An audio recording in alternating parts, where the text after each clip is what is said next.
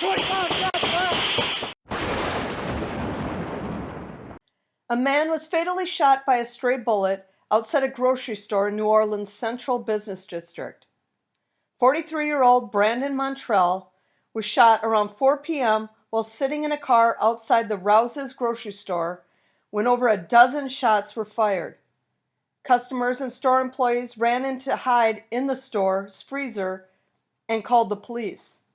The police arrived, reviewed the surveillance video, and determined Montrell was not the intended target. He was pronounced dead at the scene.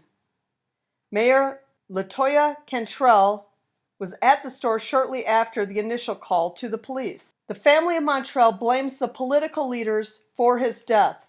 "My son was not just the victim of a stray bullet. He's the victim of decades of neglect that have left New Orleans youth with no hope for a future and with no real fear of consequences. It's past time for leaders in our city and all over to do their jobs. It matters who the president is, who the governor is, and who the mayor is. Leaders create opportunities, including the opportunity to live in peace without fear of random violence." Police released these photos of the suspects.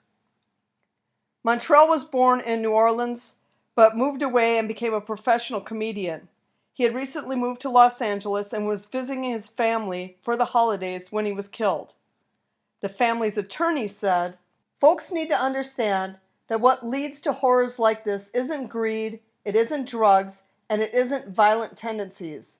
It's the failure of our city's leaders to provide proper and even minimal support for families and youth."